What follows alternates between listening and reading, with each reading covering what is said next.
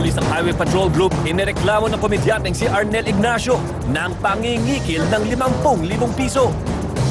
Picture ni Jason Ivler na nagpa-party sa selda at may kasama pang mga babae kumakalat sa internet.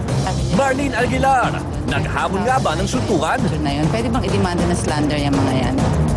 Walang gangsta na nasa likod raw ng sunod-sunod na patayan at nakawan sa LA noong dekada 90. Sinintensyahan ng 8 magkakasunod na habang buhay na pagkakabilanggo. Exclusive, anak ni Sally Ordinario na si Princess na nawagan sa recruiter ng nabitay na nanay na makonsyensya na at itigil ang pambibiktima. Sana po huwag niya na yung isipin yung sarili niya.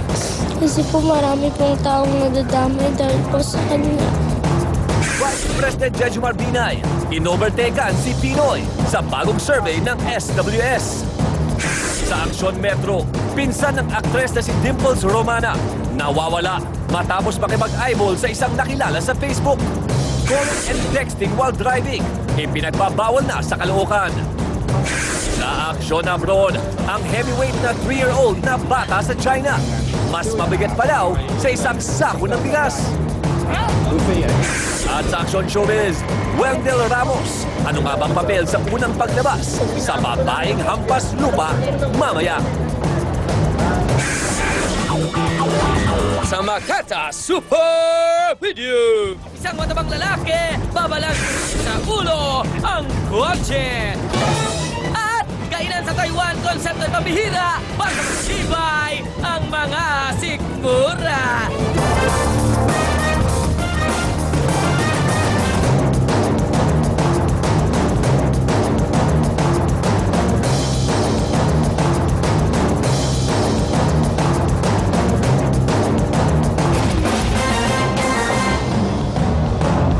Pilipinas, magandang gabi. Ngayong Biyernes, 1 ng Abril. Ang mga maaaksyong balita.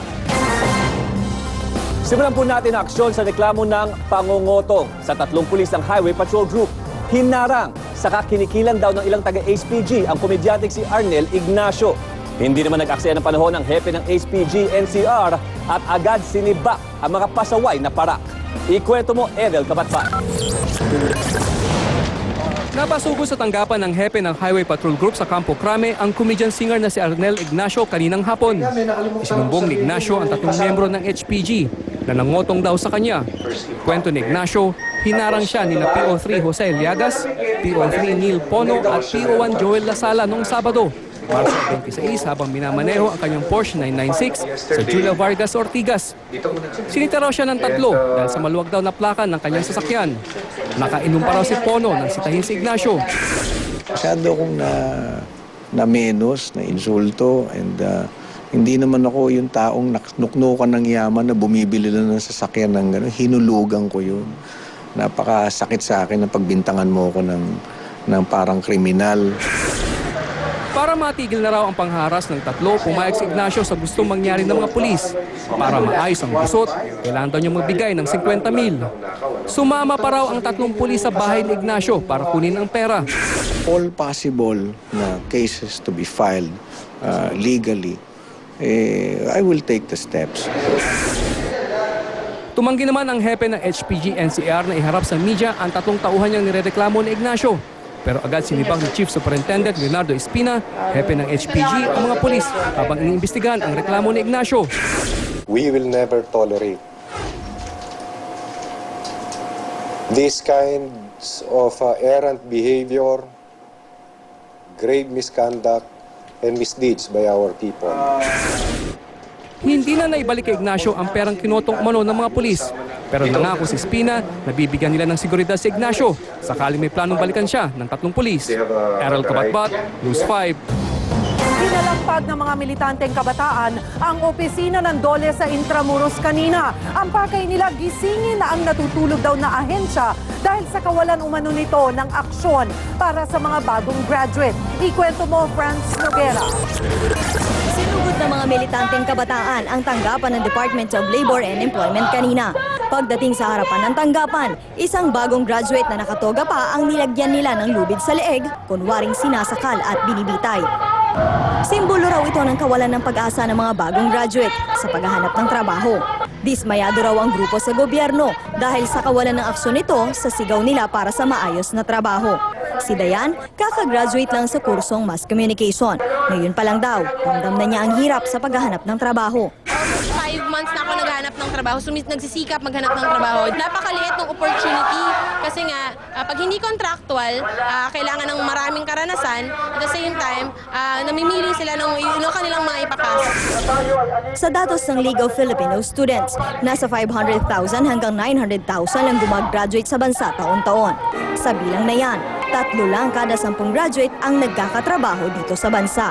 Yan daw ang dahilan kung bakit nasa 3,600 na Pinoy ang umaalis kada araw para mag-abroad. Mga graduates ay hindi mga robot, hindi kami mga regalo or package na pagkatapos naming magbuno ng 4 na taon sa college ay itutulak ng ating gobyerno na pumunta sa ibang bansa. Franz Noguera, News 5. Inulan ng batikos mula sa mga bus operator at mga kongresista ang 500 million fuel subsidy na isinusulong ng gobyerno. Dahil ng mga operator ng bus, hindi patas ang subsidy dahil di lahat ng motorista saklaw nito. Sabi ni Zambales Representative Milagros Magsaysay, puro pansamantalang solusyon lang daw ang ginagawa ng pamahalaan. Dapat daw ay simulan ng gawin ni Pinoy ang mga pinangako niya nung siya'y tumakbo pa lang. Nanalo na siya bilang presidente. Hindi na kailangan magpapogi sa tao by giving band-aid solutions. What the people want now is our long-term solutions at the end of his term, na the problem or the situation in the country will be better. Ipinatupad ngayong araw ang huling bagsak ng toll hike sa South Luzon Expressway. Pero kung inaakala ng mga motorista na tapos na ang problema, meron pa palang panibagong hiling para sa dagdag singil sa Skyway. Ikwento mo, Christina Lazo. 350 pesos ang dating kinikita ni Wilfredo Espera sa maghapong pamamasada ng jeep mula Alabang hanggang Carmona. Pero dahil sa dagdag singil sa toll, nasa 190 pesos na lang ang naiuuwi niya para sa pamilya. Triple kasi ang natapyat sa kita niya dahil sa toll. Ang dating bayad na 9 pesos, nasa 36 pesos na ngayon. Para sa amin naman, bigat talaga. Eh ano ba naman yung kita namin? Isa lang si Wilfredo sa libo-libong motoristang kamot-ulo ngayon sa huling bagsak ng toll hike sa SLEX kaninang umaga. Noong Enero unang ipinatupad ang toll hike mula sa 2 pesos and 68 centavos kada kilometro, nasa 3 pesos and 2 centavos na ang kabuuang dagdag singil sa SLEX. Kaya ang biyaheng Alabang hanggang Calamba, 86 pesos na mula 82 pesos para sa Class 1 vehicles, 172 pesos mula 164 pesos para sa mga bus at 258 pesos mula 246 pesos para sa mga heavy trucks. Ito po'y binuhusan ng napakalaking gastos ng ating investor at nararapat lamang po na bigyan naman po natin ng pagkakataon makalikom at makabawi ang ating investor sa kanilang pagkakagastos dito sa kanilang project. Habang umaaray ang mga motorista ng South Luzon Expressway dahil sa toll hike, humahabol naman ang Skyway. Naghain din kasi sila ng petisyon para sa dagdag singil sa Toll Regulatory Board. Hiling ng Skyway, doblehin ang singil sa rutang Magallanes papuntang Alabang. Mula sa kasalukuyang 65 pesos, gawin itong 104 hanggang 123 pesos. Para naman sa bagong ruta mula Buendia hanggang Alabang, panukala nilang sumingil ng 143 hanggang 169 pesos. Kailangan daw ito para sa pagdugtong at pag-espalto ng mga daan mula Bikutan hanggang Alabang. Ang proposal pong yan ay still under review. Hindi pa po ito final. Kaya nga po nag-utos ang Toll Regulatory Board na magkaroon pa uli ng isang consultation this coming April 6. Christina Lazo, News 5.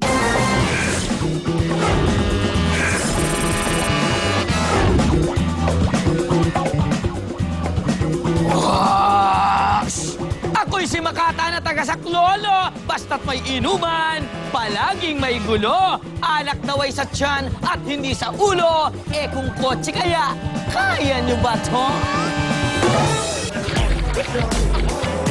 Ito si John Evans, magaling mag-balance at magpapasikat sa marami niyang fans. Imbes na ang kotse kaniyang sakyan, 130 kilos ay ginawang laruan. May stiff neck pa yan. Buhat ang maswerteng kotseng sa bahay ligtas. Super lakas naman ang nasa video ko. Pero heto muna ang trivia ko sa inyo tungkol sa pinakamalakas na tao sa buong mundo. Ito walang iba, kundi ako. Lakas lang pala ng putok. Si Paul Anderson po mula sa Georgia, USA. Nakayanan niya kasing buhatin ang 6,270 pounds na kadumbas ng dalawang 55-gallon na concrete barrels. Big time! Yan! Tunay nga pong masarap! At talaga namang kagilagilas kung ikaw ay malakas, katulad po ni Makata, buo ang loob, sira ang labas. Ito pa rin po si Makata na bibigyan pa rin po ng impormasyon, edukasyon, leksyon sa ibang direksyon. Dito lang sa Aksyon! Susunod sa aksyon, Marlene Aguilar, itinangging may special treatment sa selda ang anak na si Jason Ivler. Naghamon na naman ba ng suntukan dahil sa inis? Bill Am na dating gang leader sa Amerika sinentensyahan ng 8 magkakasunod na habang buhay na pagkakabilanggo. Pinsan ng aktres na si Dimples Romana nawawala matapos umanong makipag-eyeball sa nakilala sa Facebook. Safety tips sa paggamit ng social networking sites, alamin. At kainan sa Taiwan na mala banyo ang konsepto. Abangan sa Makata Super Video.